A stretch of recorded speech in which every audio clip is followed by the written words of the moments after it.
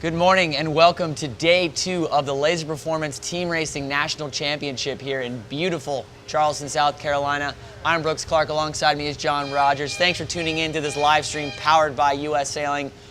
What a day it's been so far, or not so far today, we're just getting started, but yesterday, 102 races in the docket, getting through 17 flights of the opening preliminary round robin, 102 races, and the scores are tight, and the action is getting very, very heated down there at the National Championship. John, what are we going to expect to see today out of the forecast? Yeah, the forecast is already a little better. We expect a lot of holes again. This is a sailor's paradise kind of, because you really got to be on your game. So Southwest, if you went on Windy TV here, or you went on Ventusky.com, you can see that there's a more stronger southwest gradient today. So tomorrow's forecast is improved as well. Today should be one of our best days. And then the current's coming in until almost 11 today. So maybe not so many boats getting over, but it seems like the tide has been switching early, which is unusual for here. And so let's expect it to start switching around 10:30. You called that yesterday. Yeah, so we were talking to some of the Markset guys before here. We've got an interview coming up for you guys later. We'll put up here on the broadcast. Just how they're super aware and very compensating of the current, making the legs very applicable to what the current's doing. If it's an adverse current on the downwind, while the leg itself will be lengthwise shorter, it still takes about the same amount of time because they're just fighting that uphill battle. So over to the scores, though, we were talking earlier. We'll give you a quick rundown. The home team Cougars, Charleston, are sitting pretty at the top at 11-2. Yale, 10-2. Hoya sitting in third at 10-3. BC, 9-3. Stanford in fifth at 9-4. Tufts in sixth at 8-4. Hobart, 8-5. Navy, 8-5. MIT, 8-5. Now, of those three teams, only 2 of them are going to get in. So the top 8 after these next fleet rides, the 3 flights, the top 8 teams are going to advance to a gold round. So it's going to be a bit of an interesting fight right there for those 7th and 8th spots. It's all very close at the moment as we see, but I do think Old Dominion has a shot. They are right now ranked 11th in the scores, sitting at 6-6. They still have 3 races to go. 2 races I do anticipate them to win, which will get them right back up there in the mix, but they do have a huge race against Boston College to round out their round. I'm really hoping that Old Dominion can come out and just start a little better. You know, they seem to struggle when they get behind. If they get ahead, they do fine. They struggled a little. And my 2 teams that are my favorites, the Hobart and William Smith and U.S. Naval Academy, kind of my favorites, right on the bubble there.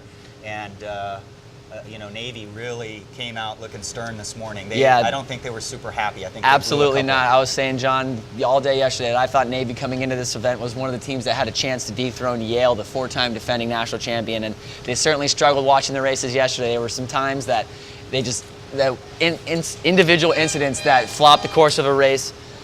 Over the course of the race. So it's going to be some exciting racing, and we're going to be with you all the way through the end of this opening round robin. 3 flights left, and our first race today is going to be a heck of a barn burner right out of the gates. We got Boston College and Stanford throwing it to you right now. Boston College Eagles are going to be in the red boats. Stanford Cardinal in the yellow. I think we're at the point of the broadcast and the round, John, where we can kind of start to say a win here for either team would secure them into this gold round. So this race is an important one. Right. Really easy to start in this flooding tide, so everybody's right on the line. Erica Reinecke's a little bit bow back on that boat to leeward down towards the pin, so I think she would prefer to be just a little better start. Yeah, it was a very pretty even start, I would say. It didn't look like there's too many questionable decisions about anybody being over. Yesterday, we did see a lot of boats being OCS earlier on in the day, especially when that current really started ripping early on. Yeah, it's quite streaky right now out there, isn't it? Yeah, very. When we see from this direction, Johnny, we're kind of saying we're hoping that the sea breeze comes in. That's a little more left from the screen, but right now we're looking. The breeze is pretty much coming directly from the city over the Charleston Peninsula, and it gets a little patchy when it's coming from this direction. You can kind of see right now on our screen some wind vanes coming down, the shots of pressure. So it gets a little dicey, and it's all about trying to see how they can combine that and make that connect the dots. Yeah, that's so exciting. If you're out there watching on live stream, get all your friends out, because you can learn so much about what these teams are doing right now. You can see those glassy spots out there. I learned that from John Kostecki. He yelled at me a few times when I sailed with him. I was maybe struggling a little around all that skill. But he yelled at me one time, only everybody can call the puffs. It's the good sailors who can prepare for the light spots. Yeah, I mean, that's making those transitions, especially in the college game when these races are so short, where every foot, every half of a boat length counts. So coming upwind, though, checking back in with this Stanford-BC race. Again, Boston College in red, Stanford in yellow. It does look like Boston College is in a pretty controlling position right now going upwind. There is a Stanford boat out left that does have some boat speed consolidating with the rest of the fleet, so I'm curious to see how they cross this BC boat, and they do. So Stanford might be in a position to be in a 2-3-4 here as they approach Mark 1, about halfway up the beat at the moment.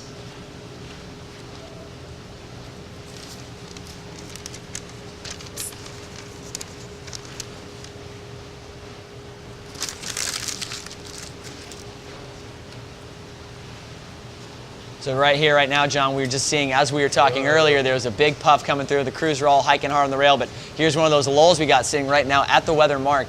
Some of the crews are back in, but right behind it, just another puff coming in. So we were thinking Stanford was in a position to be 2-3-4, and I can't quite see the overlaps from this angle that we're sitting at right now, John. We're going to get cameras out on the water very, very shortly so we can get you that up-close action. And right now we're seeing one Boston College boat around, so BC rounds in a 1, and it might be what looks like a 3. So Stanford certainly in a, not out of this one at all. Yeah, ooh. Boston College boat number 3 just rockets to leeward right now, getting that inside overlap as they approach Mark 2. So Boston College with a position and an opportunity to go play 1 here, but let's see if Stanford can defend as their other teammate gets right back into it. And all those boats are ripping up there on that top reach. We got breeze early here, folks. Yeah, this race is a long way from over. If you're not a team racing follower right now, BC has got 1 + 2 + 5, and yeah, definitely 2, 4, and 6 for the Stanford Cardinals. Yeah, so definitely add those up. Yeah, play 1 right now for the Eagles in the red boats, 1, 2, 3. Boat number, sail numbers 1, 2, 3. They're sitting in a 1, 2, 5 right now. Yesterday, John, we saw a lot of races kind of went pear-shaped on these downwinds. A boat that was chasing was able to spring free, find a lane downwind, and really just kind of stick to their own game plan and just send it to the mark and pass a lot of other boats. So I'm thinking right now, this other Stanford boat, farthest left, actually not even on our screen. They're so far left on our screens. And you know what's interesting is that in the women's nationals, downwind played a huge factor. Yale was just faster downwind, and they would round 12th and get to 6th. That was really the difference for them in that regatta. And then this regatta, we're seeing the same exact thing. Downwind is where a lot of things are happening. Now we're seeing the BC boat number 3 left on our screens doing a great job keeping that Stanford boat in check, doing a nice job balancing them back, gapping. Looks like they might have drawn a penalty as well there as we're seeing that Stanford boat whip off a quick 360 penalty turn.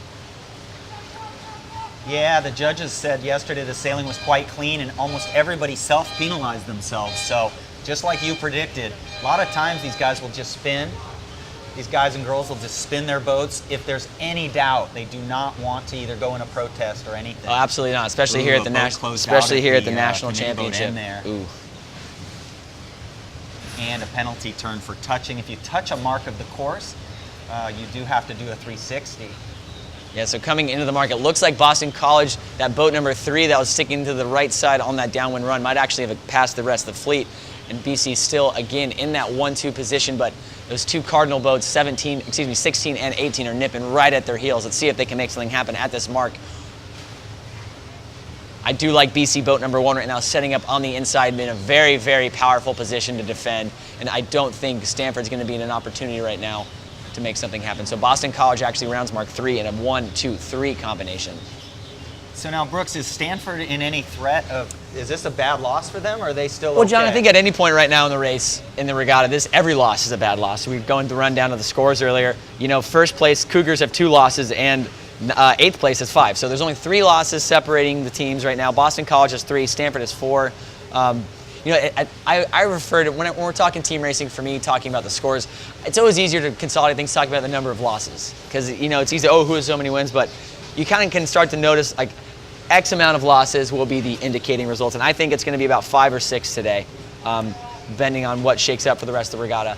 So I think this is a loss that isn't going to kill Stanford, but it's going to drop them back to 9-5, and based off of what we got going on behind them, between Hobart, Navy, and MIT, all at 8-5. If either of those teams win, that's just going to invoke a tie. Now, remember last year we had a 3-way tie for the last place between Dartmouth, Brown, and ODU.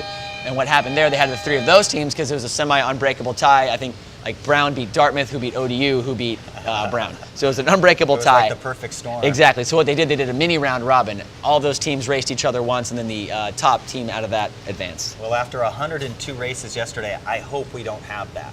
Yeah. So if you're out there watching, make sure you get your friends on this live stream powered by U.S. Sailing, and you should be watching Scotty Sinks in that first place BC boat.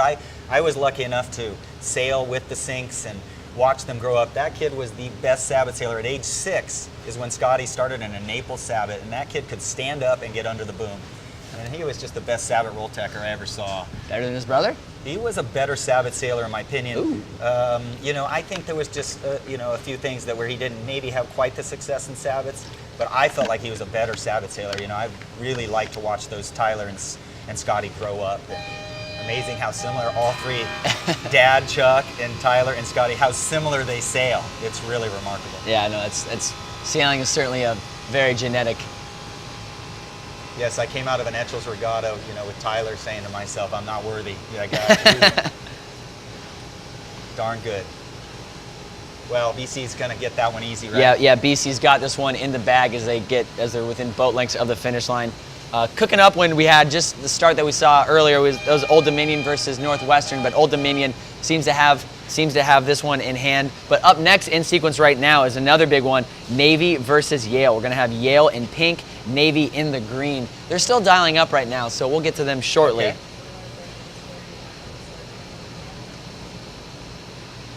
So this is a huge race for Yale and Navy. Navy, we're talking, they're fired up this morning. Heard some hooting and hollering, and all those midshipmen are always so fired up. And I know, like we were saying, they were disappointed in the result yesterday. Again, one of the teams that I felt could really be a threat to knock off Yale this year. And now we're going to finally see them go head-to-head. So let's see what team comes out of the gates here. Again, a loss for Navy will make it extremely difficult for them to make that final 8.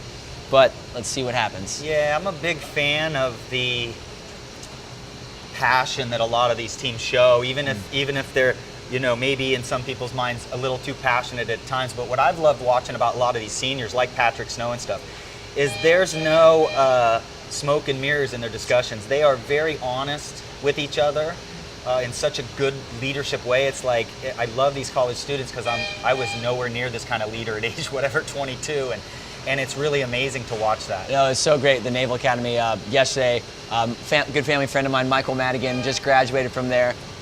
So he is about to go off and serve his duty. And it was cool. He actually got to rotate in for a couple of their races yesterday, so it was great to see him out there on the water. But cooking now, Navy in the green boats, Yale in the pink. We're hearing one boat was over, but it looks like a Navy boat over early for the Nads, boat number 15. Boat number 13 fouled the windward lure just 30 seconds into the start and had to do a penalty. Yeah, 2 spins early for the midshipmen. Coach Dylan Pava and Ian Berman can't be thrilled with that performance, especially when this is a must-win race as Yale just shipping it out to that left, hooking into that pressure we're seeing right there. So Navy chasing early. And what do you do now if you get a bad start like this? What do you try to do? Well, so John, we were saying earlier, it's kind of redundant, it's a little cliche, but you're never really truly out of any race. As we saw yesterday, so many times teams were chasing and then something ridiculous happened, especially when that current started to rip. Mark Roundings went a little bit of haywire, some legs got consolidated. So I think right now Navy is just going to go hammer down and try to make something happen. They're kind of just banging a corner right now, hoping for a miracle. That boat we saw just tack boat number 16. 13. They're trying to grind and get themselves back into this race right now. Using their wheels, we know they have great sailors. Gary Prado, Patrick Snow. So they have the wheels to get back into this race, but the thing is, Yale just might have the wheels to be too fast to catch up. Yeah, so Peter Hogan, Michael Madigan, Patrick Snow, and Gary Prieto are their 4 skippers. I'm not sure what the combination is. Yeah, well, I was saying earlier, so Michael Madigan, I think he's probably on land for this race. He wasn't in their top team racing. He wasn't in their top team race squad, but they love Michael so much, and his younger brother Jimmy is probably going to be starting for them next season. 2 great kids, right? 2 Newport Beach kids, right? 2 the Newport Bros. There's a lot of us out here. Man, those Newport Harbor kids, they go out and lighter wind a lot, and Newport Harbor's just been a powerhouse for 25 years in high school sailing. It's a pipeline. Yeah, we had some success certainly back there in college. Tim Hogan, who used to be a one-man committee in California, ran that high school thing, and Newport, and he was from Newport, and that team really had a fire, man, they just, even this year, I think they did pretty well. The Baker's going on right now. Yeah, we didn't have the best. We didn't have the best Mallory finish up there at on the old River Charles a couple weeks ago, but got a new head coach, Dodge Rees, a college sailor from the College of Charleston, All-American, graduated last year. So always consistently great coaching out there in Newport. Yeah, so if you are out there and you're a high school parent or a high school sailor, you should be out here spreading the word for this live stream, because there's so much learning to go on here. You can get a picture of the intensity the difference between college and high school sailing. Ooh, yeah, so looks and like then, if you're in the Baker this weekend or whatever, get your friends together, put it up on the TV at whatever facility you guys are at. Where is that event? it's up at ODU. ODU. So put it on the TV in the yacht club or sailing center, and get some kids who aren't sailing or other kids, 8th graders Yale out there is just watching blasting all this. away right now. Again, Yale in the pink boats. We got Navy some planing green. going on they're out ripping there. out there, and I think Yale is just going to light the fuse and run away here. Boat number 8's really going to start to do some cleaning up here and just get that gap in. And I think Yale's going to take this one a big, big loss for Navy early. Yeah, I just love these Z420s. You saw that planing. That would not happen in the FJs in this amount of wind. The Z420s being lighter with a much better hull shape for that. So hopefully we see more planing. And I think as this velocity increases, it's a little bit breezier earlier than it was this time yesterday. Yeah. I think it's supposed to be hotter as well. So I don't know what exactly that's going to do. It might mean a little more breeze. Well, actually, believe it or not, the little difference, the cloud cover, which wasn't really forecast, has come in a little. So we are actually going to drop off a degree or two here for the day. Again, Yale in the pink boats, Navy in the green, a must-win race for Navy. But I don't think they're going to be able to pull So this one that out. Yale race looks. But again, look, Navy is not that far back.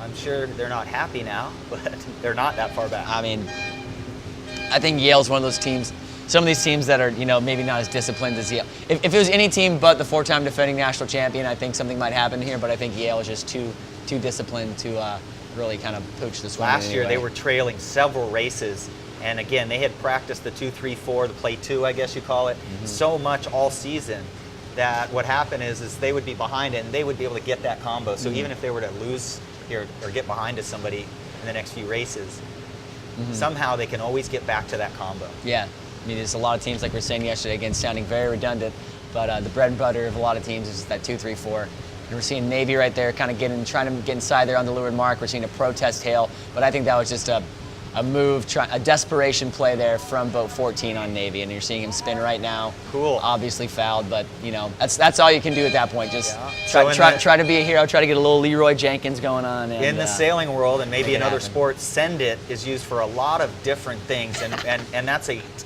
kind of a strategical or tactical. That's a tactical send it right there. Send it. It's Tactical, like exactly. you gotta just take a big chance and throw yourself in there. Sending it is definitely a mentality and a mindset, John. It's a lifestyle. Sending There it's a we go. lifestyle. Yes. So we got a good one coming up here at the start. I think we're going to go ahead and tuck that Yale Navy race away. Up next, we got Hobart and MIT. Again, two teams sitting right there in the mix of it, coming up to their start. We just heard a couple, I think it might have been the 2-minute horn for them. We're going to have a Hobart in the yellow FJs and MIT in the black. Again, as it sits currently, MIT is on the outside looking in. So a must win here. Again, these two teams were tied, all sitting at 8-5 at the moment. So as a result of this race, Navy now drops to 8-6. So the loser of this race will also drop down to 8-6. So that's going to just make that gap even tighter as we wind down in this preliminary round.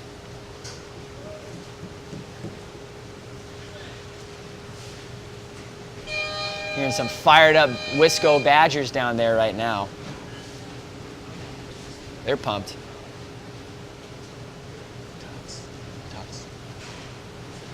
That's up there.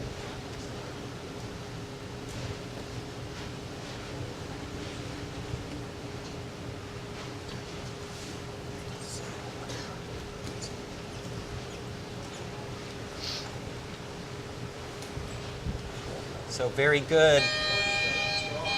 Yeah, the current's pretty slack at the moment. You know, like I was saying yesterday, a big indicator of it is looking at the anchored boats, seeing if they're rotated, pointing directly into the current as opposed to the breeze. And right now, I think the committee boat is pointing pretty much upwind, starting to see a little bit of turn for it. It's already going. Yeah, it's already starting to rotate a little bit. Changes on the inside. I think we're going to start to see a little bit more adverse current effect. So it's possible out there. It's still going the other way. It's changing on the inside first, right? Correct. So what do we got? Was that Hobart in blue or was No, that no, Tufts in blue? no, Up there Hobart. at the Windward Mark. Oh, that was Hawaii and Tufts. Tufts in blue, Hawaii in the red, and I think Tufts has that one pretty much in the bag. Okay, good. But I'm pretty interested in this Hobart MIT race we got cooking up down here at the starting line. Hobart is going to be race 107. Hobart in the yellow FJs, MIT in the black.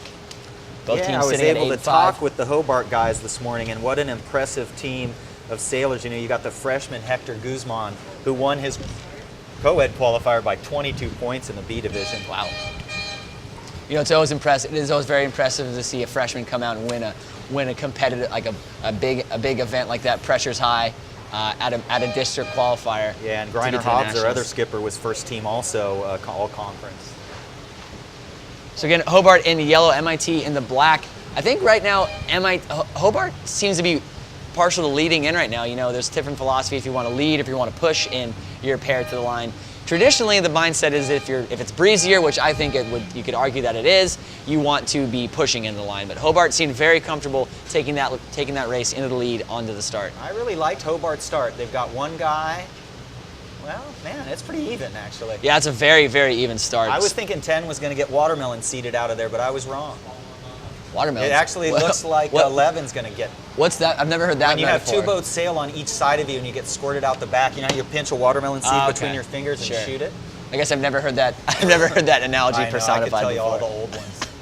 So we're seeing The one Hobart boat spring out right. I think we're going to see that MIT boat tack soon as well to cover.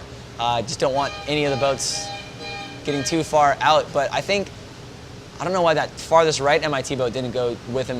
Looks like boat 11 is That getting was a shot out the surprise to back. me as well. So we're going to see. I think that Hobart boat's going to tack here soon. They're going to hook into this pressure right now. The only thing I can figure is there's a hole in front of that right side. Yeah, Oh, look at that shot. Just working hard. You can see the breeze right now, folks. It's Yeah. definitely the velocity is definitely increasing. Both teams working very That hard. is a freshman hiking from hard. Mexico City right there, Hector Guzman. I don't know his exact crew, but it's either Anna Flaherty, Lindsay Clock, a junior, or Maya Weber. And they a look freshman. they look very, very down right now. Might be in a bit of a lefty at the moment, so I think they should be tacking. They're almost pointing. They're pointing very far down. Wow, their angles very bizarre to me. And now they Well, go. They Hector do sailed tack now. lasers quite a bit, as far as I understand too, and you know that footing style that you sail full rigs and things is really a good thing to be able to. You know, if you sail a laser, then you can transition into your practices with a footing style. Because I saw some teams yesterday that if I was their coach, I'd say you're just pinching. You come out of your tacks and you're doing. But praying for a I lift. always argue that the FJ it's a little more of a pinchier boat, and you can afford to keep it a little bit higher. And that's interesting because I felt like people were pinching the Z420s on a couple teams and didn't know it. Yeah. And So I think Hector might have gotten way too far, way too committed to that left-hand side at the moment. He looks pretty far back right now as that Hobart boat that committed out early and went right. Looks to be fairly pretty right now, sitting in second. Very, very even race, but I think right now MIT would be in a 1-4-5 by my count, just based off of how they're looking. I don't know if that's the play they're shooting for right now. They might be a little bit closer up there upwind, but at the moment I think this boat right here on our screen, Hector Guzman, is boat number 6. Has a little bit of boat number 5 has a little bit of catching up to do. well, the one thing about Hector is he wasn't part of this amazing system that the United States has of high school and college sailing. I mean, the systems they have in place for these are not replicated anywhere in the world. He grew up on Valle de Bravo in Mexico, and I know his father actually. I just realized, having a race against his father some, and so he doesn't have a lot of, he didn't sail high school sailing. Yeah, we were talking earlier about U.S. Sailing and their support for the team racing and everything that they do, just fostering this fantastic. It's the best team racers in the world are coming right here from the United States, they're bred and taught right here at College Sailing. So looking upwind though, we got a bit of a MIT did round in a 1-4-5, so it looks like a 2-3-6 for the Statesmen. Let's see if they can make it happen. It's you see the two yellow boats right there starting to cheat up, trying to get up onto the line of that MIT boat in fourth, where we're going to see boat number 10 for MIT just hit the brakes and just start to wail on that harbor on Guzman sitting there in boat number 5, making that gap insurmountable. Right, so if Hobart can get back into a 2.35, they end up with 10 points for that race, and 1.46 for MIT would be 11, so that would be winner of that heat. So, but like Brooks said, here we are with Brooks. It sounds like would have done a 5-6 gap. Oh yeah, absolutely. I mean, that's the play. It's talking about how, you know, it's a question about, you know, when you want to do it and how you want to execute it. But right now, based off of this downwind, I'm very surprised that MIT boat isn't gapping any harder. I'll tell you, it's already a race, right? It's already consolidating. Look at that boat on the farthest right on our screen, that Hobart boat. They might actually be in a position to get in a nice little hook of pressure and get around all these boats. So this race is long from over. Oh, long from over. It's, yeah, we see it right there. That Hobart boat was on the outside, and they already got a gap, and they're already starting to gap on boat 10. But it's a question of if this MIT boat 11 is inside. So Hobart might now be in a 2-3-5. Very unstable combination, not what you want, but a winning combination nonetheless. So we're going to see one of these Hobart boats starting to feel a little bit threatened by that MIT boat 11 on the inside. They will have mark room. So the question is if the farthest right Hobart boat, boat number 6 right now, can get a piece of boat 12 as they approach Mark 3.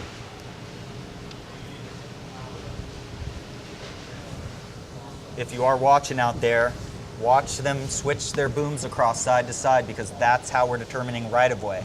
If the mainsails are on the same side, it's the same tack rule essentially, and if the booms are on the opposite side, or mainsails on the opposite side, then it's the opposite. We're seeing boat 12 head up, ready. Oh wow, getting both of those boats, boat Double number 5 and number 6. Excuse me, 4 and 6, or I can't see from here. 5 and 6, getting that double hook. That was a very, very, very good move. Very big. Gave them that little bit of extra gap of pressure. Looks like boat 6 think they might be entitled to mark room here. I don't know if they're going to push it, if they're going to. I think he had it, man. I think he had it. Yeah, that was very, very close, John. The two boat length circle. So we're going to see an umpire call here. Either way, both sailors very adamant that they were in the right. And I think the result of this flag that will be inevitable will decide the outcome of this race. As MIT continues in a 1-2. Oh. Red flag on who? On who? It's on yellow, I think.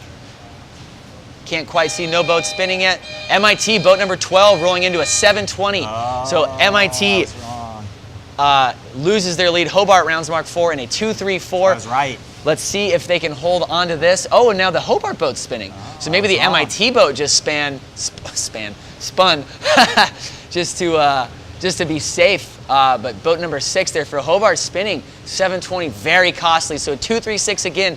But they're in a very good position, John, for Hobart to make this happen. You're going to see him clamp down hard on boat number 10. They got to clamp down on somebody.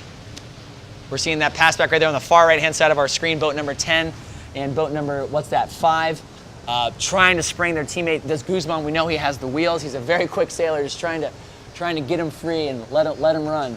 So now I'm not a team racer really, but I do remember a rule, and it was, do unto others as what's being done to you. Is that what's going on right now? As far as, that's a loaded question, John.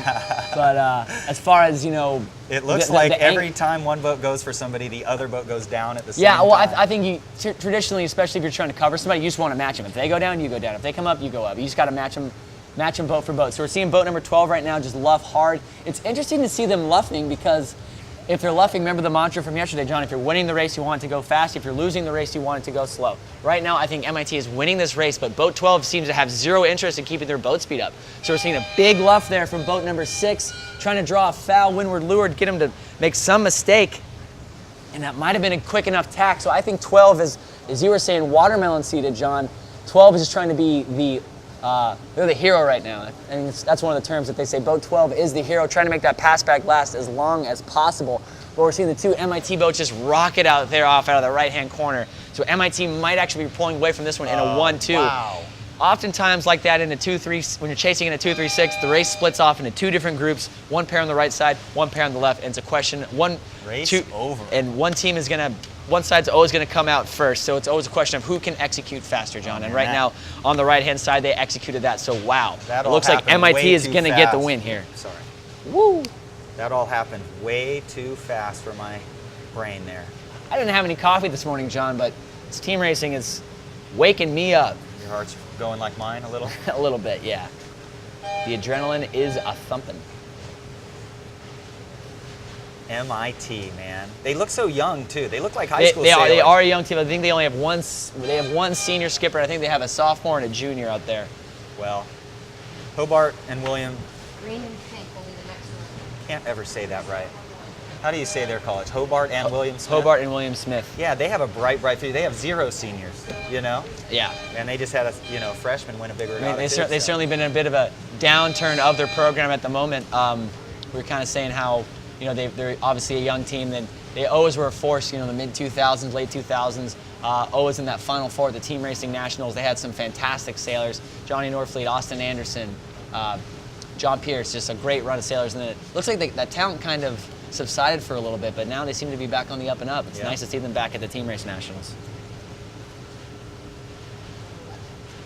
Well, from what I understand, they were one of the first teams to really crank up the fitness program.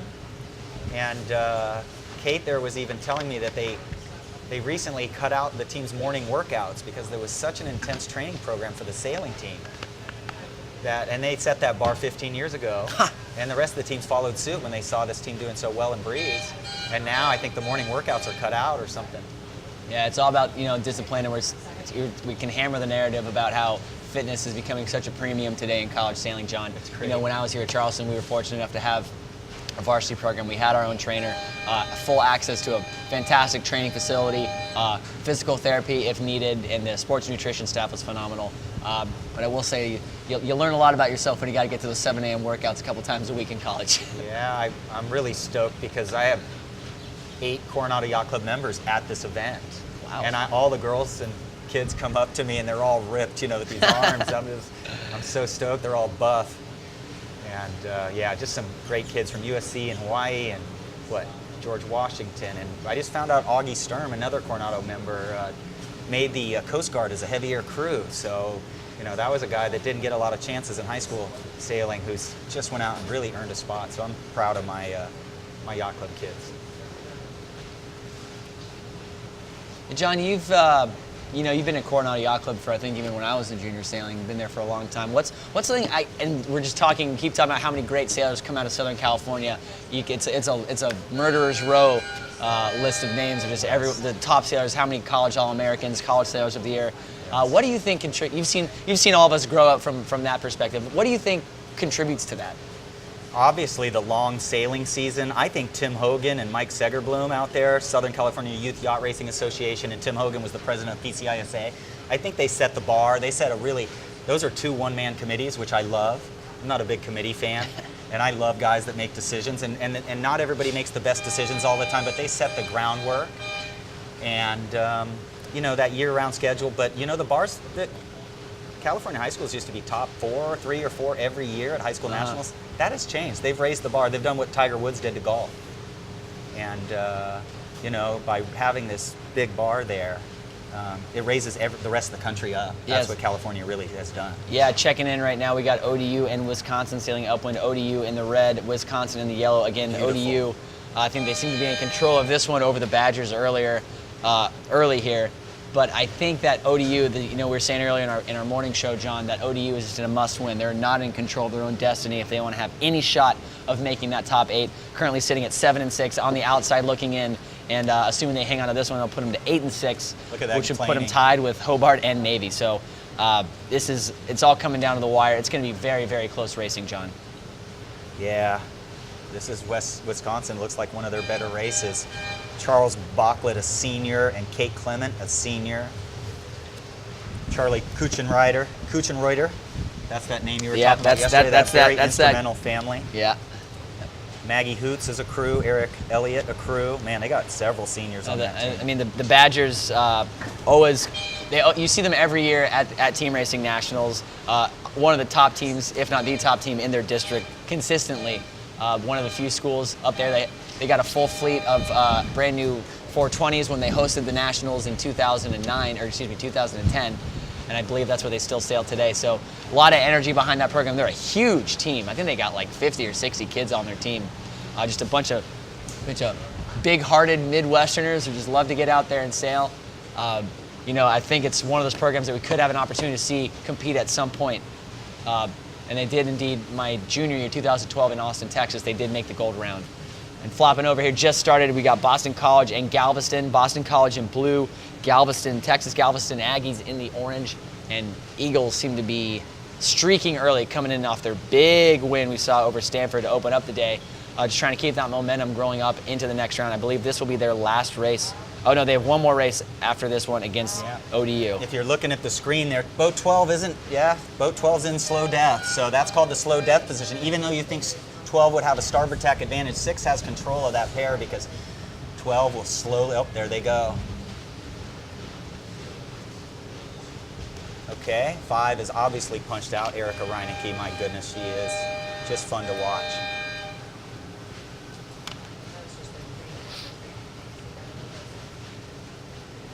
That A&M team looked very good. Skipper pushed forward, crew pushed back, so they're not pooching the stern.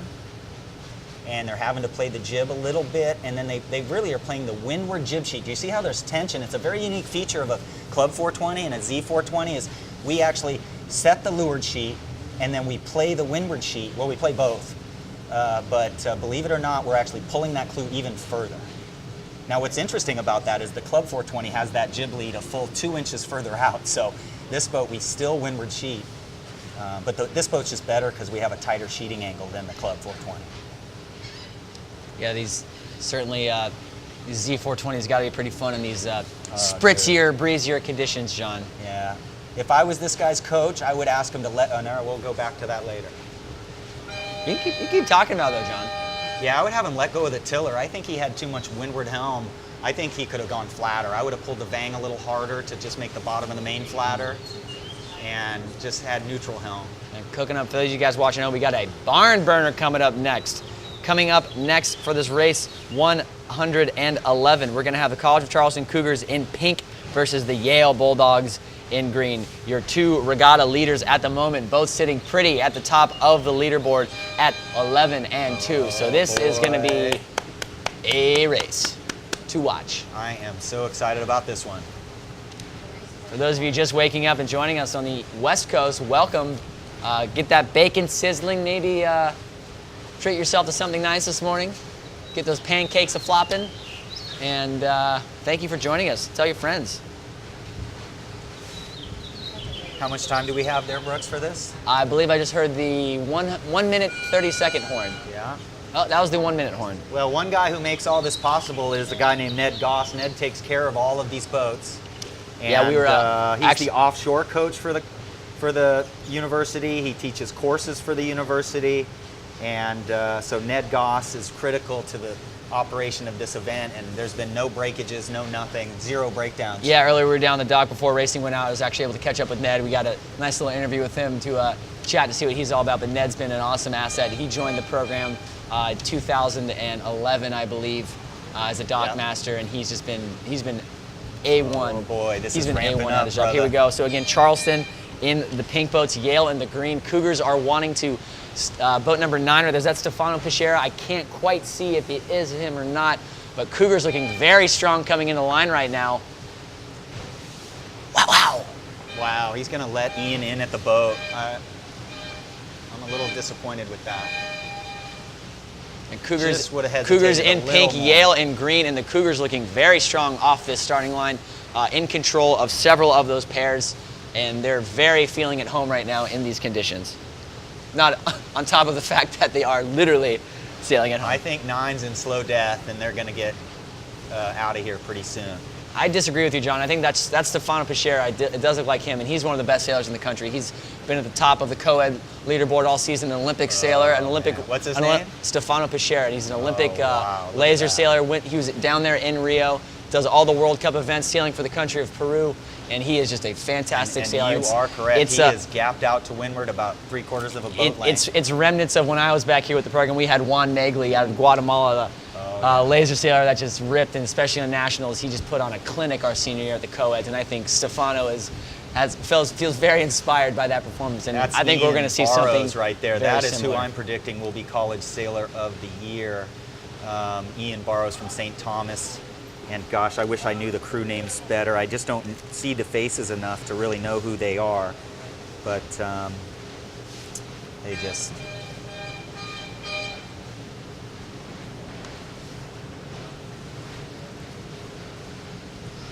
Yeah, it's either Clara Robertson, Grace Ann Nicolosi, Natalia Doris, or Chandler Gregoire. 3 of those are seniors.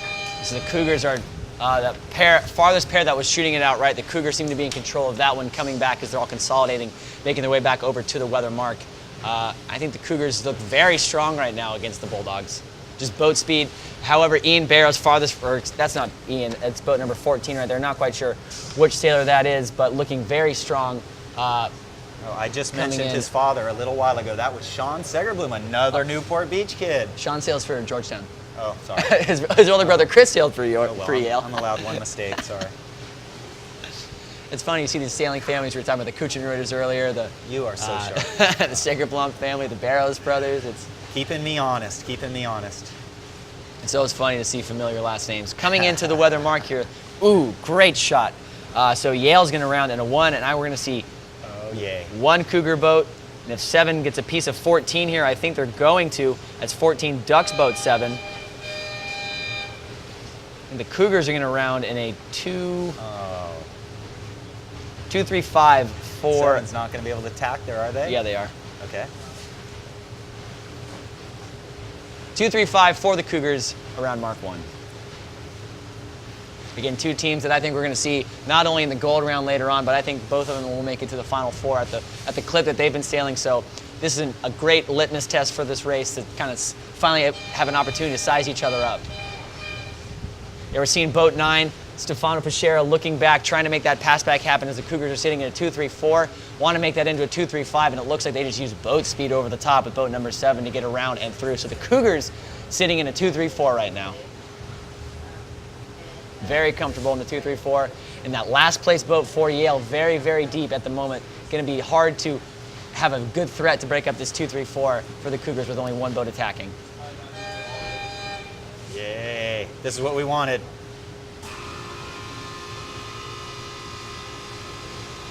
So the Yale boat is out in front. We're going to see them start to run away from this race boat. We're going to get into the leeward mark here, but I think they're going to start to slow down here. They're jibing, their jibs kind of just being whatever. They're just racing to that leeward mark because that's when they know they can be the most effective.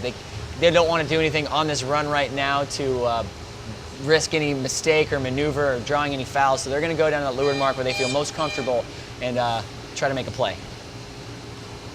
Okay, well, last year this would be a Yale 2-3-4 in about, 2 minutes, or about 15 seconds actually. And as soon as they got to that mark, and we'll see what happens this year. Yeah, Charleston very balanced right now. That downwind 9, 8, and 7, just very flat across the race course. No one side's getting farther in front of the other, keeping it very simple, very flat, and making it difficult for Yale to not only attack, make them decide who they want to attack, who's the most vulnerable boat. But if all boats are the same, no one can really, it's hard for them to interpret and decide which is the most vulnerable boat. We're seeing a little bit of movement right there. Boat number 7, that right there for the Cougars, that yellow boat can't quite make out the sail number on top, might be going over the top of them at the moment. A shot of hope, a glimmer of hope for the Bulldogs, but being on the inside as they approach a leeward mark, obviously boat 7 would be the advantage pair. We're seeing boat number 8 soak very low. They're going to try to start to clean up and clean out these boats, be there for help, for support in case boat 7 does indeed fall into some trouble. Yeah, that was an interesting technique there by, I believe, 14. Look at that one Yale boat, boat number, what's that, 13 on the inside. They're squeaking through, they're trying to get some overlap there. They actually might have gotten a piece of that. They might be calling for mark room here, but that's why boat 8 is set up where they are to defend that. Going to keep boat 13 out and clean them up. We're going to see a yellow flag. Is that a yellow flag? Or is that a green flag? We're seeing obvious protest hails from both parties, from both teams. It was a great move by Yale to almost get an overlap. It was a little messy. So again, around Mark 3, like we saw in that Hobart MIT race earlier, this one might be decided right now. We do see a flag. They're pointed. Boat number 14 gets the flag. So the Cougars escape Mark 3 with the 2-3-4. So we're going to see some desperation here on this last beat from the Bulldogs. Yeah, Yale made a great move, almost got 13 into that overlap position, and then the Cougars did a great move to take that guy out and break the overlap. Another teammate came into his rescue. That one Yale boat is still threatening right now on boat number 8, just trying to prevent him from tacking, and boat 8 just goes underneath and through him. Boat 13 tacks away, 7 goes to cover. And this is bread and butter for the Cougars from this part out. Very disciplined. If they follow their rules, they all know what they're supposed to do. But if they execute what they're supposed to do, John, then this race is over. Well, this beginning of this has started out well for them. They've been able to step up to the left with 7. They've got 8's got control at 13. Now 7 will take 13 over again. And that'll keep them going with 14 too. Okay, 9's taking 13.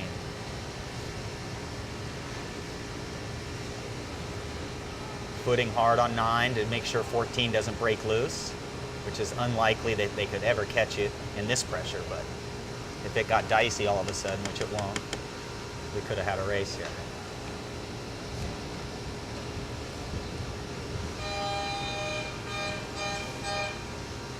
Cougars still in control of that 2-3-4. Yale running out of runway to try to make something happen here. I'm going to anticipate to see I'm not sure what boat number that was, or the skipper in boat number 1. They're going to have to make something happen here, but Charleston doing a great job of spreading themselves out. I mean, you can barely see any of them on one screen. You can only get one boat on a screen. They're spreading themselves out, making it incredibly difficult for Yale to decide who they want to attack. Yeah, Yale out here on the left. What number is that? I can't read it. They actually locked into a little pressure here, so maybe they're not out of the race. I think they are out of the race, John. Yeah. I do. It's just there's too much distance. Yes. Too much distance for them to come back from. I apologize. I didn't see 7. So we're gonna have to see something here. That Yale boat that just crossed. That's the Yale boat that was in first. Again, not sure who he wants to attack. He can't even decide who he wants to attack. He's gonna have to try to make something happen here with boat 7. It's just it's the closest boat, the most powerful position he has.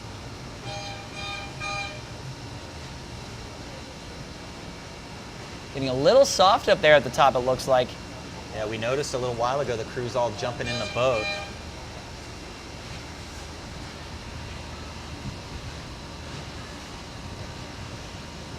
Yale, might see some aggressive handling here from boat number 15.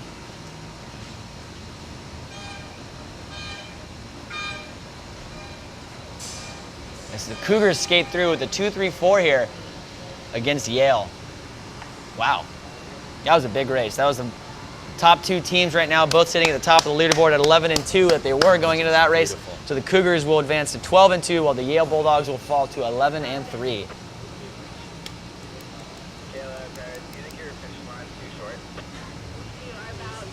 I thought that they threw that one flag at the leeward mark. It looked like a yellow flag, because traditionally the green flags are a green and white striped flag or a checkered flag, but that just looked like a solid color.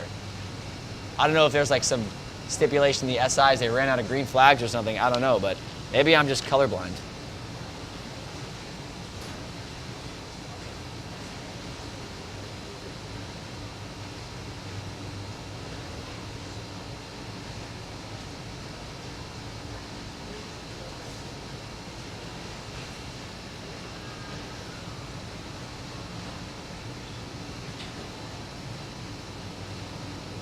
Oh, there we go.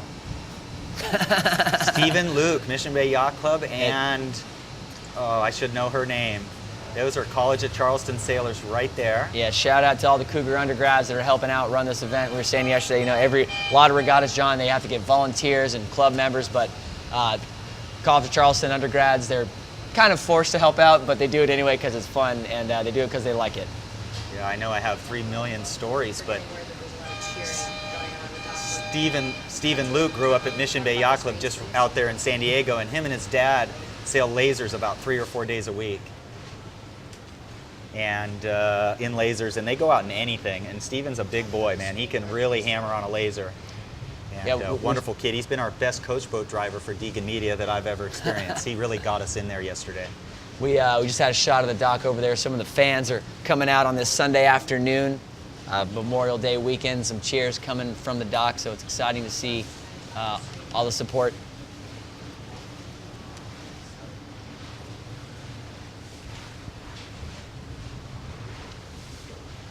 Oh.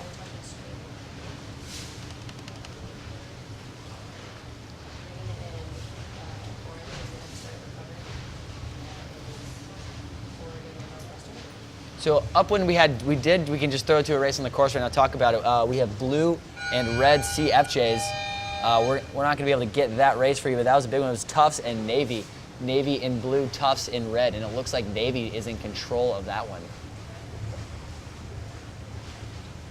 There's some happy Cougars.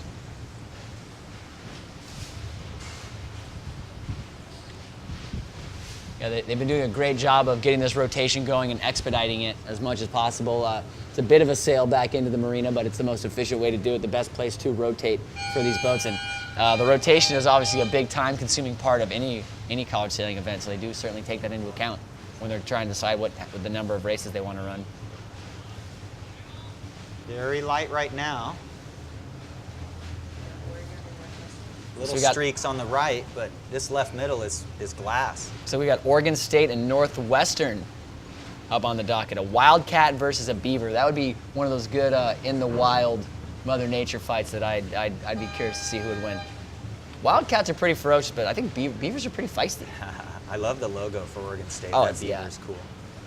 So we should see the reverb off the outer dock here pretty soon. We are noticing a little more chop. The wind and the tide are not, or the wind and the current are not straight against each other, but they're a little bit against each other starting now, as we see with the race committee boat hanging upwind. We do have the inside change of the tide already, so we're starting to see a little more chop around. And the clouds are keeping the tourism fleet out there much smaller than yesterday. It's still pretty early. It's only 10:45 here on the Cooper River in Charleston, South Carolina. That's my southern accent, John. Thank you. Charleston, South Carolina. So the Beavers in Northwestern, this might be the last race for both of these squads. Let's see. Northwestern does have one more, but this is indeed the last race of the regatta. Unless they go into a silver consolation round, which they might. I heard them considering they might be talking about that. The Beavers sitting at 1-13, their lone win against the A&M Galveston Aggies. So let's see if they can pull off another one here against Northwestern. Northwestern also with one win at 1-12. So Yes, number 8 definitely in slow death there. They're going to be getting out of here pretty soon. 9 will tack first, I think. I can confidently say that the winner of this race will have 2 wins at the end of this race. Oh, 8, nice work. Just gap to windward. The crew would definitely tell the skipper there, good job, because the skipper needs to hear that. A good thing about a crew is they not want to talk about negative things too much. They want to find those moments to blow smoke there a little bit. Don't lie or anything, but definitely on the positive side. It's a skill that I learned over time because I sailed with extremely intense people. Chris Larson and Augie Diaz and Vince Brune and Bill Hardesty. You know, these guys are all very intense, and if you can feed them positive information, and when your boat's working well, they will continue to do what they just were doing.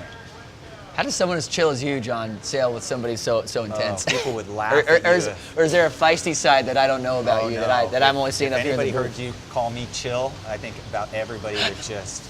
Actually, Bob Anderson, Mikey Anderson's father, gave me the nickname Adrenaline Hero. Oh, boy. And I know that sounds... I don't know exactly why, but That's kind of tacky. he was our junior action committee chairman for a few years. He really created the SoCal series out there for high school, okay. and my goodness, he really designed our marketing plan that worked at Coronado, and he called me that. So definitely I've had to work on way over competitive as a younger sailor. And I think that helped me to a certain extent, but I definitely hurt me at times. So Wow, nice puff blowing our stuff all around. Puff just rolled through that, blew my brand new sunglasses off the table and might have chipped the lens. That's good. Yep, scratched the lens. So that's how my day is going so far, ladies and gentlemen. Okay, so what do we got here? This looks like a close race, I think. Yeah, absolutely. Looks to be Orange. Both pairs are very evenly matched at the moment, and I'd say Orange, who was the Beavers, are in control. Yes, the lattice orange is the Beavers, and the lattice green, Northwestern. And Northwestern right there in Chicago. Another one of those programs that you kind of wonder why they can't, you know, they're always competitive. You always see them at the Nationals, one of the top teams in their district, but they can't quite seem to grab that local talent that comes out of the Chicago area. I know Alex Curtis, All-American at St. Mary's, Shout out to Alex if you're listening. I know you said you'd be tuning in, and his little brother Will is actually driving one of our media boats out there today. Yeah. So a lot of good talent coming from that Midwest area. You know, the East Coast is still the lure, though. You know, a lot of kids leave their, in California, it's the same thing. A lot of kids leave that environment because they can go to the East Coast and sail every weekend. Right. And be part of programs that have the prestige as well. And this regatta gives Northwestern and a lot of these other teams the opportunity to build that prestige because people love winners. And when you win your conference championship with like 18 bullets in the A division or 12 out of 18 races, and it gets people fired up. They love that, and that's what breeds more sailing and more opportunities for these smaller teams or Midwest teams. Slick move there by boat number 7, sneaking inside and jive. Oh, looks like they're spinning. Never mind. Not so slick. Take that back. We'll edit that out. So what is that? That's a 134 for... It's a 134 for the Wildcats. Yeah. The Wildcats have Jacob Bruce skippering. I think he graduated already, maybe last year. Noah Rosenthal, Mark Davies, Ryder Easterlin. That's been their skippers so far. How is he on the RP form with it? If he graduated, I don't know. And the Susan Riley, Zachary Heron, Michael Pauline, and Audrey DeBruin are the crews at this event. We're seeing that feline ferocity out there of the Wildcats as they're trying to put the Beavers to bed.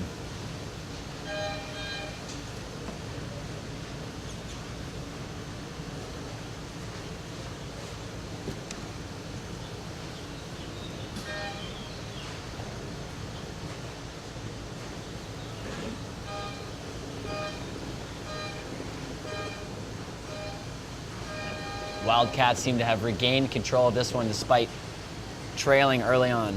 Yeah, it looks like it's gone from a 1-3 to a 1-2-6 for Northwestern. It's just a matter of whether 8 can get that overlap on 14.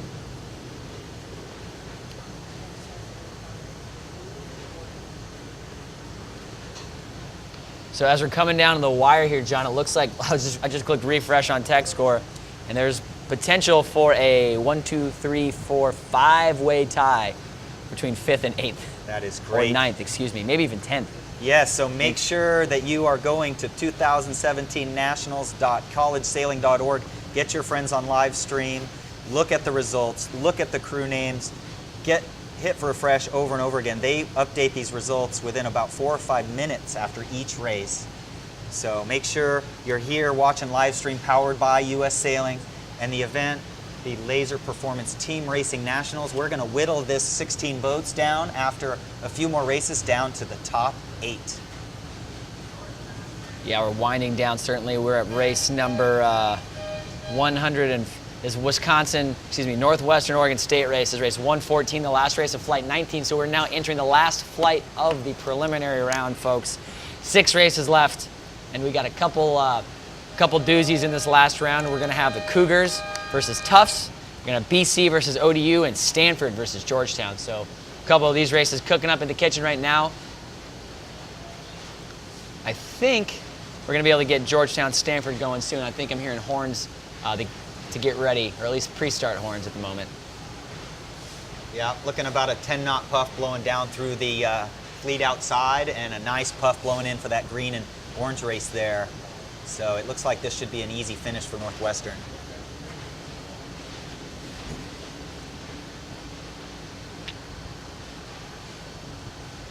It's just so beautiful for people to watch because the colored sails make it so they can instantly calculate in their head who's winning, almost like the sailors are doing. They're looking around and they immediately know what their team scores are, and then they're immediately deciding what's the next move.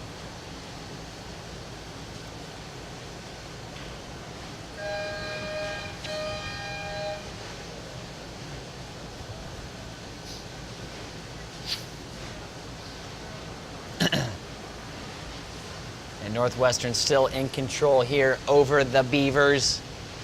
The feisty Beavers of Oregon State. I believe this will be the last race of this round for them, and unless they get that silver consolation round, that they're considering doing, I don't know if they're going to have time to get that in. But I talked to Mitch Brindley. Mitch is working so hard for this organization to maintain this big format with these challenging boat conditions. It's hard to put together 36 boats for an event, but it gives so many opportunities. But Mitch was saying tomorrow's forecast is a little better, so maybe they may consider a silver. Yes, tomorrow's forecast was actually originally down to like 4, 5, 6 knots. That's it? But with this, it's changed. It's not what I came here for. It's boosted up a little bit, yeah. So we'll see what happens. Yeah. Well, looks like that race is essentially over. Northwestern thinks to have this one in the bag, so we're going to see if we can throw it over to this Georgetown-Stanford race cooking up down here at the starting line. Stanford is going to be in orange, Georgetown in the blue, excuse me. Wow, it's pretty early to be making those kind of mistakes. From a big picture standpoint, a win here for the Cardinal. I don't know why. A win here for the Hoyas would, I mean, they're obviously already locked in at this point, but a win here for the Cardinal is a lot of potential for a large tie brewing between 5th, who is sitting at 9-5 MIT, and 10th, Tufts, who is sitting at 8-6. It surprises me so quick with just that one loss. All of a sudden, this sense that Stanford's in a must-win has been hitting me for about the last 15 minutes. Yeah, so Navy and Tufts, we weren't able to get a piece of that race, unfortunately, but Navy was able to get the win against Tufts, and that was definitely a must-win for Tufts, and they didn't quite get it, but Navy still alive here with a shot into this gold, currently on the inside looking out.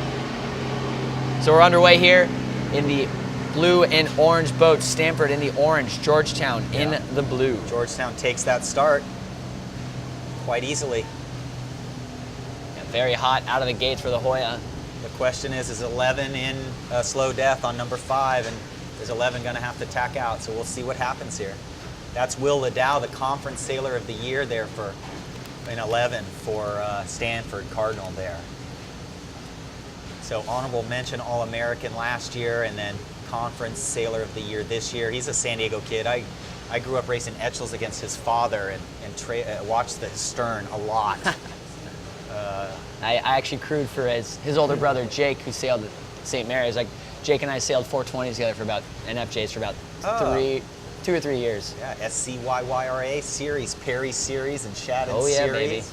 Baby. The Dave Perry series in California. I think we got 4th in the Shadden series one year. Yeah, a lot of people don't realize that Dave Perry used to run clinics. Well, he started the CISA clinics out in California, even though he's from Connecticut. So we have the Perry series in California for a PE teacher from Connecticut who's world-renowned judge and rule book expert and sailor and match racer, everything, Olympic guy. So the Hoyas seem to be in control early here against the Cardinal. Fleet's spreading out quite substantially. One pair going off into the right-hand side, but we're seeing right now on our screen the pairs that are going left. This one boat, that looks like Sean Segerblom to me. Sean there.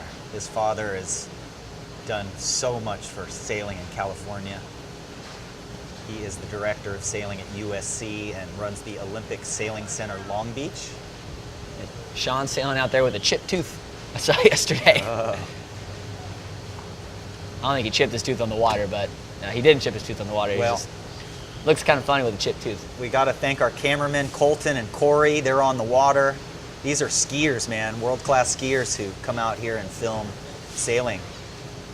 So those guys deserve a lot of credit. You know, they're out there in the heat and the sun and trying not to fall over. Colton took a really close spill yesterday, almost fell in the water with the camera. Colton fashioned a nice little tank top today too, which is pretty dope. Oh, maybe we can get that on. Yeah, on I'm sure camera. we will at some point today. Maybe we've got a little break later on, but checking back in with this race here. The Hoya's coming in hot to mark 1, but there is one Stanford boat out front that might be able to be a thorn in the side for the Hoyas. We're seeing boat 6 tack down on boat number 11, try to make that pass back happen, get their teammate in boat 5 through, and they're doing an effective job of that right now, luffing their jib. We're seeing boat 5 start to squirt out to lure it at the moment. As boat 6 rounds mark 1, they tack off, but was that enough to? It might not have been enough.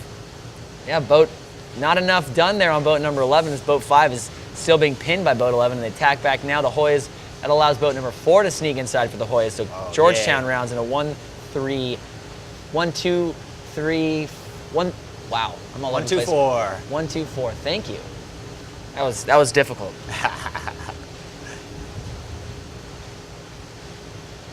Pass back from 6, take out 11, and 4 takes the lead. So that's the goal, right? The goal is to not only get the other team to pass your competitor, but also to pass you. Correct. High-low move here, even in the lead, is that it? That's what you do. One boat goes, you spread it out, John. The thought is you make it difficult for them to, you don't want one boat in a position to cover 2 of you. That's why you spring out.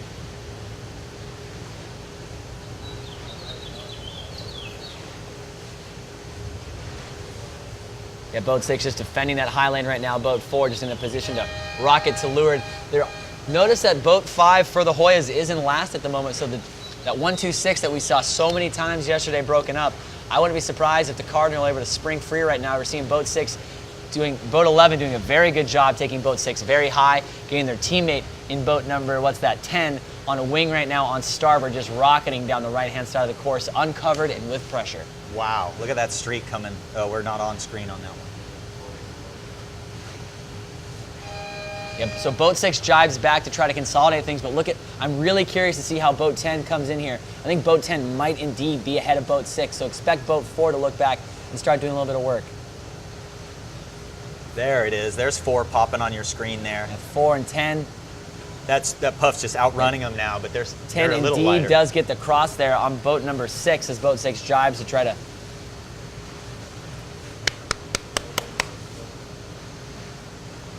So expect to see boat 10 start doing a lot of work here on boat number 6, giving their teammate in boat number 11. Again, not having that gap, not having somebody to push back behind you. That's been the detriment of so many teams this weekend, John. That 1-2-6 is just painful. You know, a lot of people think that, oh yeah, 1-2-6, like whatever. How can they really break that up? And well, you've seen it 8 times so far this weekend. I know Mike Callahan right now is probably kicking himself.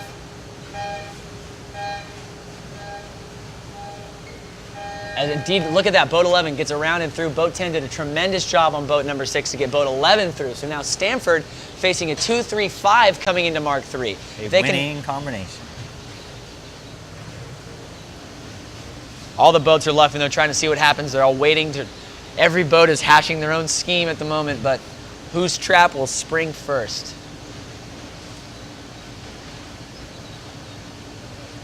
Yeah, you got Taylor Kirkpatrick, a freshman as a crew, Elena Vandenberg, Catherine Booker, and she was an honorable mention All-American last year. John Canestraro was an All-American last year, and Sarah Placek. Yep. Right now we're seeing boat number 4 just absolutely parked, but that's by design. They're just trying to bait somebody in there, make it happen, but Stanford staying away, even staying farther away from that mark. So boat 4 does indeed round. That might prove costly right now, as I like to think that turning marks are where you want to do most of your work.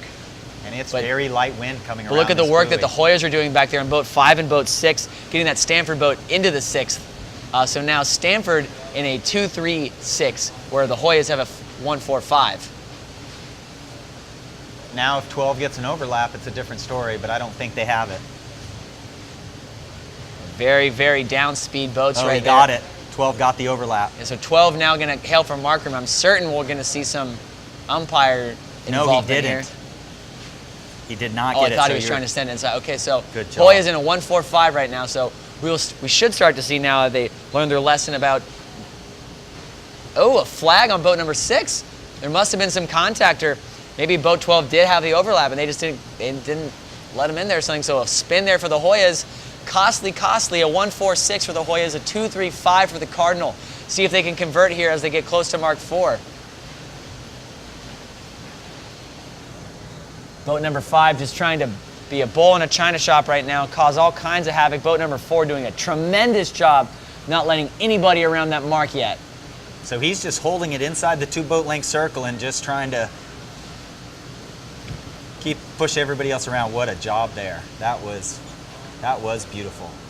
Wow, and just like that, the Hoyas might be back in that one. You know, they were deep 6, and boat 6 wasn't last time I knew that penalty turn, but that farthest right boat on our screen, boat 10, for Stanford, might just be very low and slow right now to let boat 6 get over the top. Yeah, 10 came out to leeward and behind Excellent of everybody. job. We call that the fast death position, and he fastly died.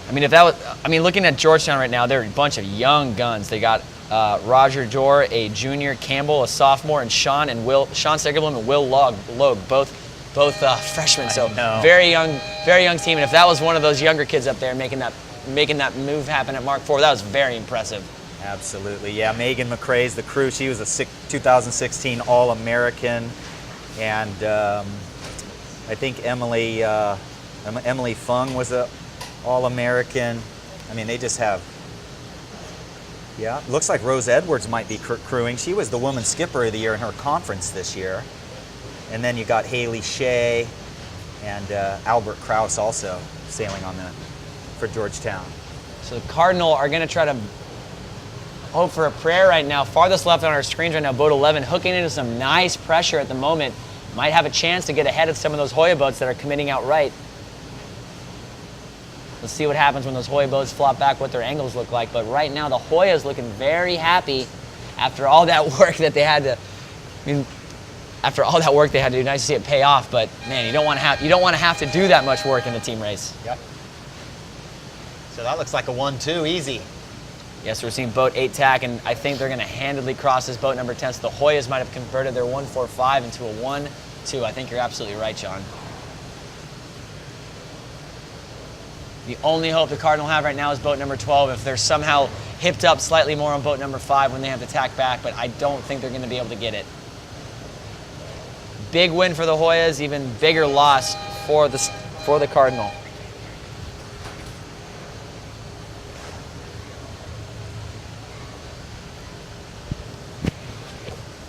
Well, again, what an effort by those Hoyas to stay scrappy and fight back despite their mistakes. A little bit of blown coverage early on, and able to make that happen and convert it around Mark IV despite that late penalty.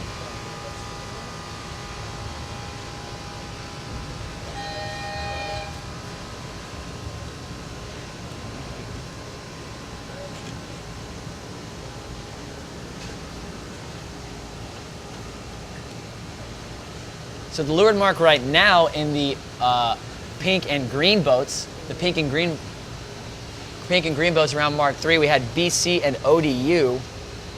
Boston College in pink, ODU in green. This is one of those must-race wins. This was the must-win race for the Monarchs if they want to have a shot to make this final 8 round. And the fact that they are currently getting blown out by the BC Eagles with a 1-2-3 is not what they want to see right now. So I think that might be the nail in the coffin for the Monarchs. It's out of their control right now. Some events could transpire and mix things up a little bit, but I don't think it's going to be enough. A lot has to happen for them to get in.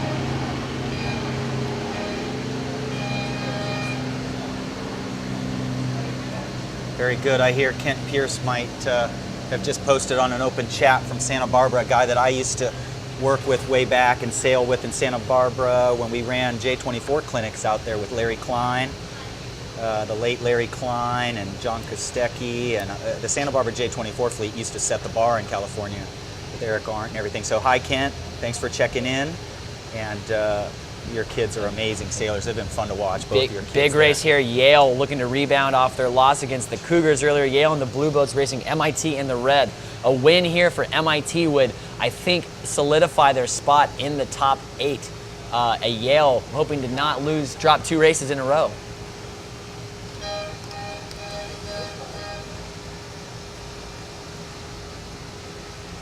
Well, what I'm so excited about is that this is not stable conditions this week. So, you know, it just puts anybody's in every race. So now Yale's having a harder time than last year. Last year, I'm not saying it was easy by any matter, but they were dominant. Absolutely. You know? They figured out those conditions in San Diego very, very quickly. And I think Yale right now looks to be finding their form again here, looking to rebound after their loss this morning to open the round against the Cougars. Looking to close out this round strong. That looks beautiful there. That's the FJ. You can see the jib fair lead blocks inside the tank, so that's tighter than the Z420, so they don't need to use the windward sheet like the Z420.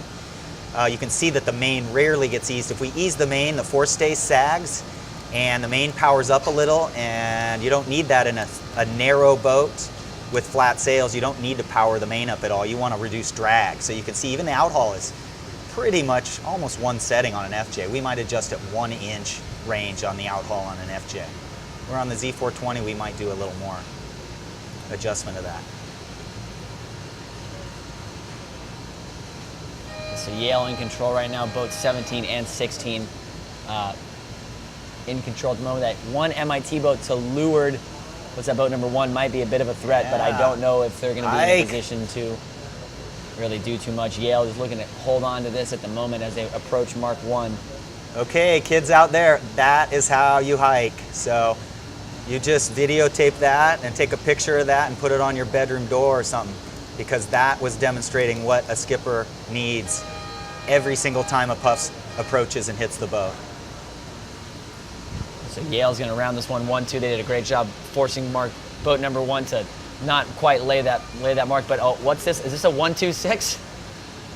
Stop me if I've said this before, John, but We haven't seen that, have we? About 18 times a day. only too much. Oh, look at that shot. Parents must be really happy right now watching this. If you're a parent out there, make sure you send in a chat. Click on the open chat button there at the live stream. Yeah, we're watching. Send in so a if you guys chat have any and tell us questions who for your us, kids we'll, are and how much you love them. And we'll let you know. yeah, I'd be tell proud of us all how these much you kids love if they us. were my kids. So it looks like it was a 1-2-5 for the Hoyas. They're not quite a 1-2-6. That's a sigh of relief. Again, we'll see some mild gapping right now. Boat 18 just trying to look back, trying to find their way to strike on boat number 2, just keeping them in check, matching them tick for tat. And we're seeing boat number 1 and 3 for MIT, putting a little bit of pressure on boat number 18 for Yale. And that's all you can really do at this point.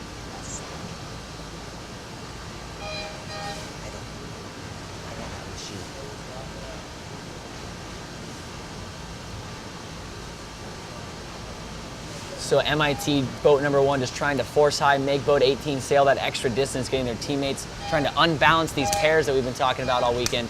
Get boat 3 maybe a chance ahead of boat 18, and it looks like that might be happening right now based off of our perspective, especially with that pressure they're coming down with, my Lord. And then boat 18 and boat 2 also still duking it out back there. Boat 18 doing a great job keeping their pair in check, but again, consolidating, not doing the best balancing job in the world. As boat 3 is indeed ahead of boat 16 from our vantage point at the moment.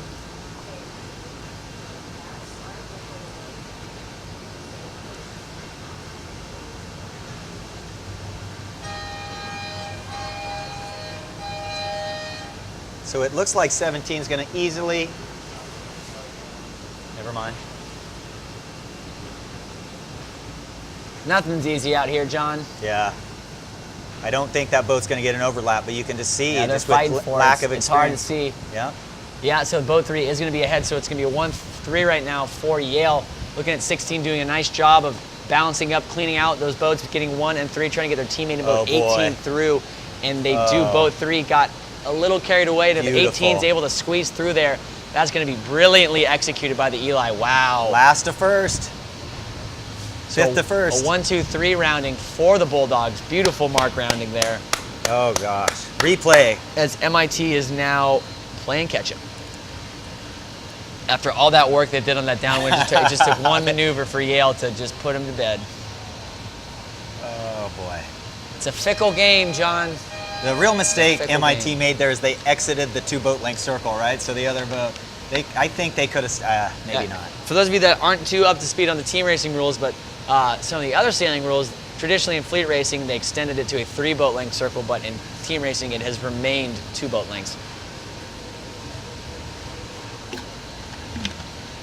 So yes, yeah, that way we don't get any chats criticizing my 2 boat length circle from the 1990s or something. So Yale just rocketing away with this one. Big win for them. Big momentum get for the Bulldogs as they start to make their way up. That's going to drop MIT to 9 and 6. That will tie them with Hobart, Stanford, and Navy. But it would appear as though Tufts sitting at who's Tufts? Tufts still has to race Charleston. That's going to be the last race of the day. Not the last race of the day. Until the tiebreakers, right? So the second to last race of this rotation that might be underway actually at the moment. That's these black and yellow boats going upwind. Let's see. It is. A black and yellow boat's going upwind right now. We can try to see if we can flop over to that here as Yale is continuing to cruise away from MIT into the gold round. Charleston's taking it to the jumbos right now, and that might eliminate the jumbos from the gold round. And wow, so there will be a 4-way tie at the moment. 4 teams sitting at 9 and 6, but none of them will have to worry about missing the cut into the gold round as Tufts if this result holds for the moment against the Cougars. Well, hold on. I thought it was a 1-2-3, but it's a 1-2-6 for the Cougars, and we all know how those tend to end up. Messy. Actually, messy. Yale is gassing on number 2 so- back well, there that's because what- it's gotten a little close. That's what we were talking about, John, that balancing act. Boat number 17 luffing right there on boat number 2. they might feel threatened that their teammate, one of their other Yale boats, might be in a position to come back ahead. Ooh, and it looks like boat 2. Yeah. Boat 2 might have a piece of boat 16, so a glimmer of hope for the engineers. Seeing boat 17 continue to rag. Yeah, so they're pretty certain of at least a 1-3. And it looks like it'll still be a 1-2. Let's see if they get the cross here. Boat 18 is able to cross. And if they're in the finish line, they are. So that's going to be a 1 and a 2 for the Bulldogs. So a valiant effort by the engineers. But that's okay because it looks like by my calculations, they're still into the gold round, as are the Bulldogs. So again, coming back into this race, downwind Cougars versus Tufts. Cougars in yellow, Tufts in the black boats. This is a must-win, imperative. If Tufts wins this race, they're going to force a 5-way tie for the one boat in. But it looks like we got Galveston and Northwestern here to close out this round robin.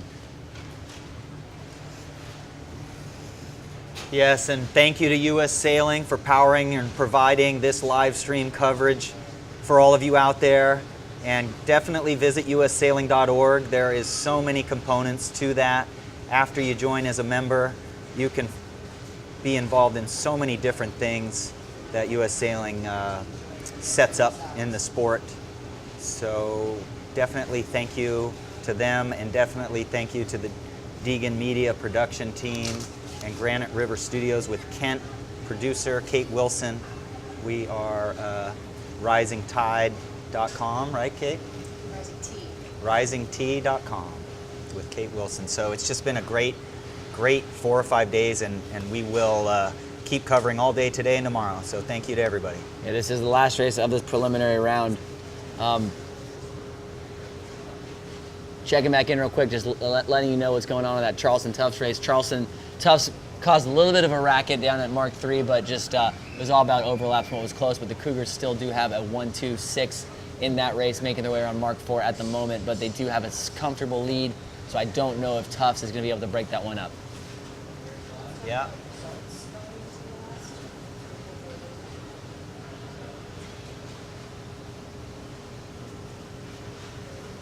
So it looks like Northwestern trailing quite substantially in this race we're watching here.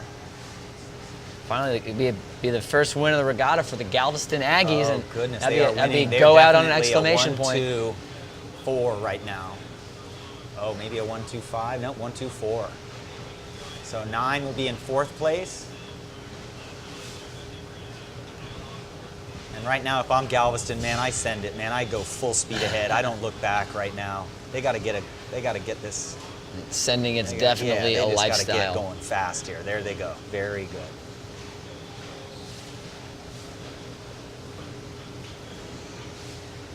Well, that's great. You know, if you have to look back at the results and see a 0, that doesn't do anybody any real good feelings. So this will be good if they can finish this out and wipe that 0 off the board. All right, so assuming this Tufts Charleston race holds, the results will be as followed going into the gold round. Charleston with the 1 seed at 12, it will be 13-2. Yale in second at 12-3, tied with the Hoyas at 12-3, and also Boston College at 12-3. I was getting ahead of myself. So awesome. MIT sitting in 5th, right behind them. With actually, there's a little bit of a gap there. That's a pretty big gap. We might see those 4 teams in the gold round. Boston College at MIT at 9-6, Hobart at 9-6, Stanford at 9-6, and Navy squeaks in. Rally time for the middies this afternoon as they squeak in and skate into this round. I think they got a little bit of help by Tufts dropping a couple races earlier.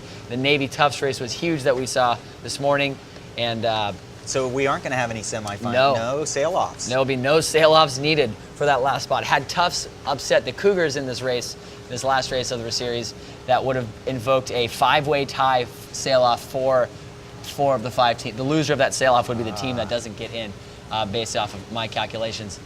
So Charleston does indeed get the win, and we'll see if we can get some intel for you soon. I know the PRO, we're here, the radio yapping already, what he's trying to do. Everybody's going to come in, so we might be taking a quick break in between. We will be taking a quick break in between. It's got confirmation from my producer taking a quick break while the boats come in. They figure out that final rotation, which teams are going to be rotating into what boats.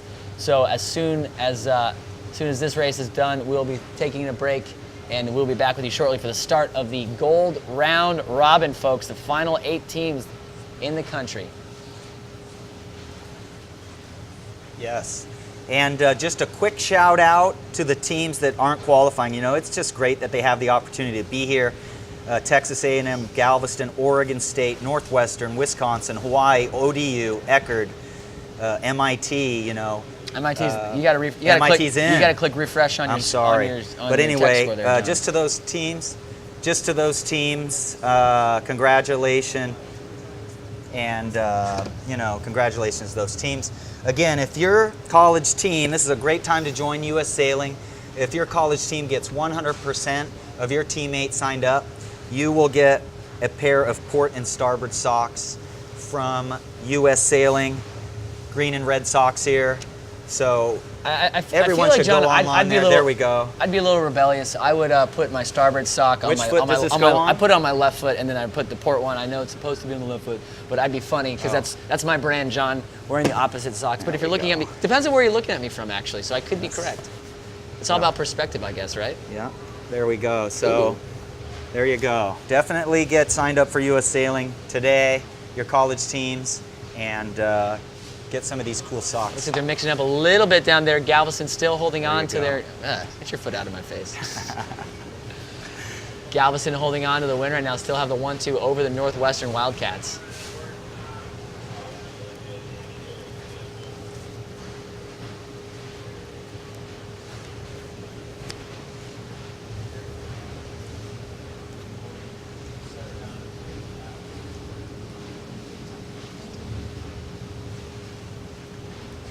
So it looks like Galveston might hold on to this and get their first win of the regatta. What a way to go out on. Yeah, perfect timing there for 8 to just be on 12 there. Is that 12 or 13? Yeah, John, you on the dock yesterday. You were chatting with some of the Aggie sailors. What were they saying? What were they saying yesterday? Well, let's bring that one back. I wish I could remember his name. That was. He was the heavier crew, I remember he was saying. I can't remember his name, though. Yeah, so I don't know if he's on the RP form. Yep, and he was, we were talking a lot about just sailing in Texas, and we had some questions about, it seems like some of the Texas, you know, sailors go out of state to sail, and lately, I think Lakewood High School won last year's Nationals. They did. You know who they were coached by? College of Charleston alum Chase Shaw. And very good, and so Texas is starting to come up in the high school game, so we anticipate college teams in Texas, some of these kids stay home, and he believed that too. He was saying that he knew of a few people that were signing up at Texas and Texas A&M, so that's what a lot of it was about. Some of it is just he was just a really upbeat guy. He just seemed like he was really excited about his team and his experiences at the college.